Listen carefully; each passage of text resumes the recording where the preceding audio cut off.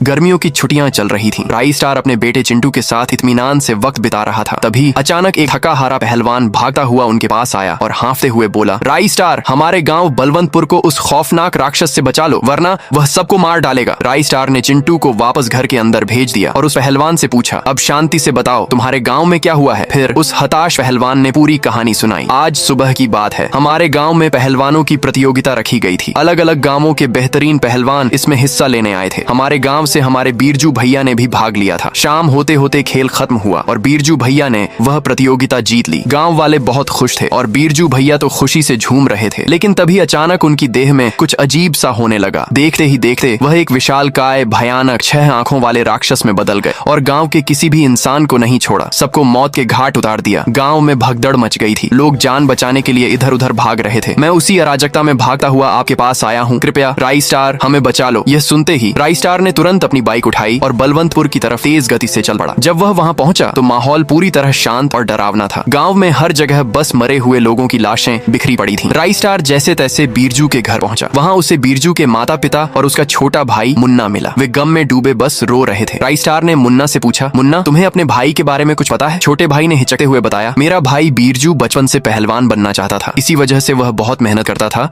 लेकिन बीरजू भैया कद में बहुत छोटे थे। लोग उनका मजाक उड़ाते थे। लेकिन एक दिन उन्हें एक साधु बाबा के बारे में पता चला। उसी शाम वह उस बाबा भयंकर के पास गए और अपनी सारी तकलीफ सुनाई। बाबा भयंकर ने उन्हें एक शक्तिशाली दवाई दी और कहा, इस दवाई को 2 से ज्यादा बार मत पीना, वरना बहुत बुरा होगा। बीरजू भैया ने उसी रात वह दवा पी ली और उसी वक्त उनका कद बढ़ गया, जिससे वह बहुत खुश हुए। लेकिन उस दिन प्रतियोगिता में जब उन्होंने दूसरे पहलवानों को देखा तो उन्हें लगा कि वह हार जाएंगे। घबराहट में आकर उन्होंने उस दवाई को 4 से 5 बार पी लिया, जिससे वह उस भयानक राक्षस में बदल गए और गाँव में तबाही मचाने लगे। ये कहानी सुनते ही राई स्टार ने मुन्ना से पूछा, क्या तुम मुझे उस बाबा के पास ले जा सकते हो? बीरजू का भाई मुन्ना बोला, बिल्कुल ले जा सकता हूँ। फिर वे दोनों बाइक पर बैठकर बाबा भयंकर के आश्रम पहुंचे। जब वे वहां पहुंचे तो बाबा भयंकर जमीन पर बेहोश पड़े थे। राई स्टार ने उन्हें उठाया और पूछा। तब पता चला कि राक्षस बनने के बाद बीरजू यहाँ भी आया था। राई स्टार ने बाबा से पूछा, क्या इसे ठीक करने का कोई उपाय नहीं है? बाबा ने कमजोर आवाज में कहा, हाँ, इसका एक प्रतिरोधक एंटीडोट है, मगर उसके लिए मुझे वही दवाई चाहिए जिससे बीरजू ऐसा हुआ है। बीरजू का भाई मुन्ना बोला, वह दवाई तो मेरे घर पर पड़ी है। राई स्टार ने बिना एक पल गंवाए बाइक उठाई और बीरजू के घर की ओर तेजी से चला गया। घर पहुंचते ही कुछ देर ढूंढने के बाद उसे वह दवाई मिल गई। वह दवाई लेकर वापस जा ही रहा था कि तभी बीरजू उसके सामने आ खड़ा हुआ। अब वे दोनों आमने सामने थे। राई स्टार ने बीरजू के भाई मुन्ना को कुछ निर्देश दिए और उसे वहां से सुरक्षित भगा दिया और फिर खुद उसने वह दवाई पी ली। दवाई पीते ही राई स्टार भी एक राक्षस में बदल गया और अब वे दोनों राक्षस आमने सामने थे।